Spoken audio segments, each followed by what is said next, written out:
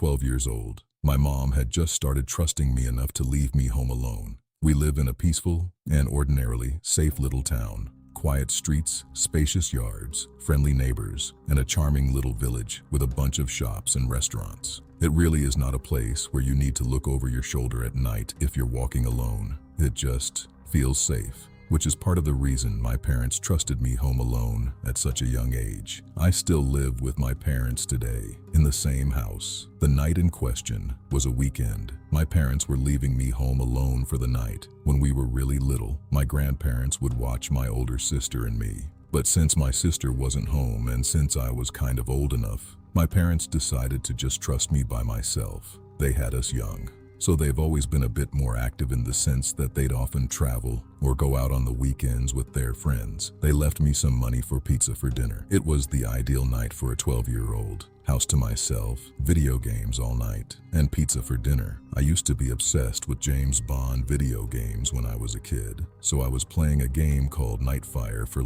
my third playthrough on my PS2.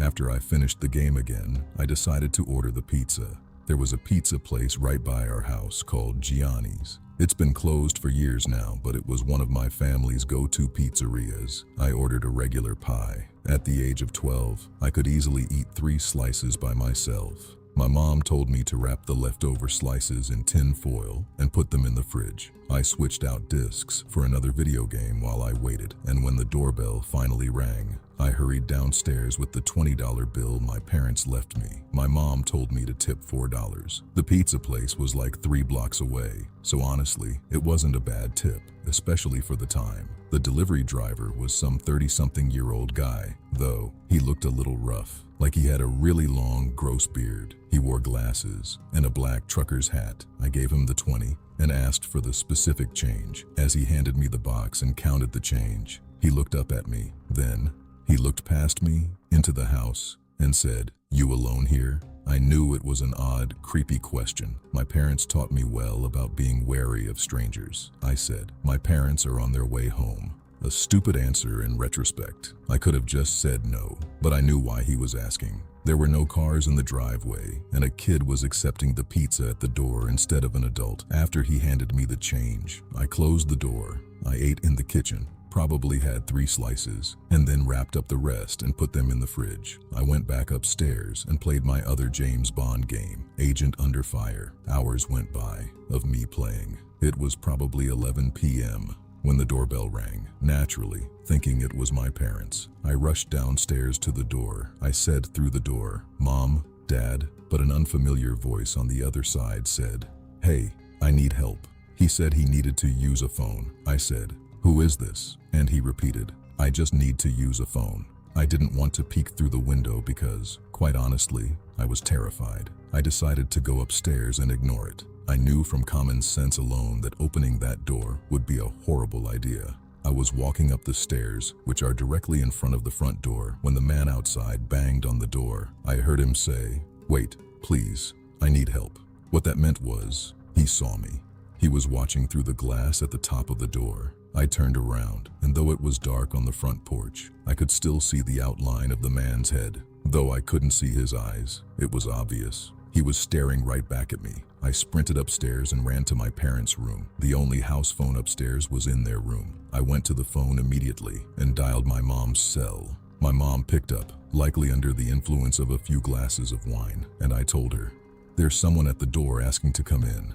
That comment sobered her up instantly. Her tone shifted dramatically. She sounded much louder, much more concerned. She asked if I had answered the man or made him aware I was home. I told the truth and said yes. I asked who it was. My mom's tone grew more and more terrified. She asked if, for any reason, someone knew I was here by myself.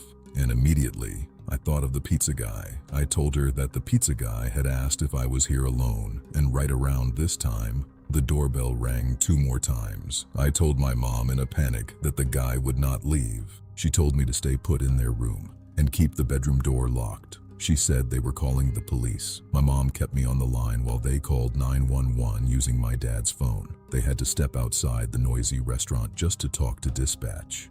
It was a summer night, so the windows were all cracked open to let air into the house, and through my parents' window, I heard the gate on the side of the house opening, leading to the backyard. It opened in a very discreet, gentle-sounding way. I whispered this to my mom. She kept telling me to stay quiet, stay in their room, and keep the lights off.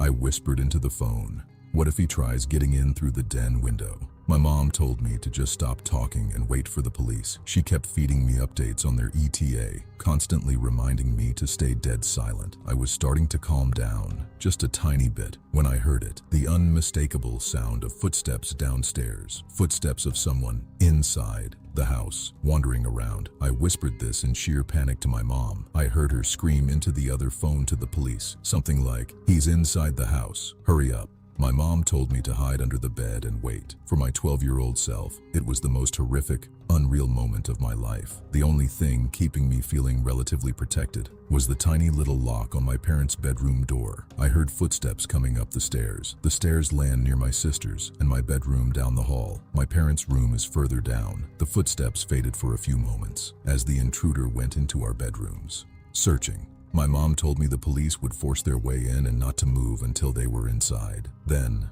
I heard the footsteps in the hallway, coming down this way, until they got to the bedroom door. I watched as the doorknob pressed down, only to find it locked. They tried a few times, as if that would somehow magically unlock the door. Then, came a light knocking on the door. The person on the other side didn't speak a single word. They tried the doorknob one more time, before I heard the footsteps walk back down the hallway, down the stairs, and fade away deeper into the house. I did my best not to burst into tears. I didn't even whisper into the phone because I was too terrified to make the slightest sound. Finally, my mom told me the police were there, but to still stay put. I expected to hear them kick down the door, but instead, I suddenly heard multiple heavy footsteps and a man shouting my name, identifying himself as a police officer. I heard them coming up the stairs, and my mom gave me permission to unlock the door. There were 2 officers upstairs when I opened the door, and 2 more downstairs. They didn't have to kick down the front door, because the back door was left completely ajar. The back sliding window had been pushed wide open, the obvious entry point. I had to give a statement to the police, including my suspicion of the pizza guy. While my parents listened in on speakerphone, they were driving back as fast as they could. By the time they arrived, 2 officers were still there taking notes. The next night, my parents brought me to Gianni's Pizzeria. They asked me to point the guy out. When I didn't see him, they asked the manager which employee matched the description. The manager said, "That would be Phil. He's currently out on a delivery." After my parents explained what happened, the manager snapped. He said there was no way it was Phil,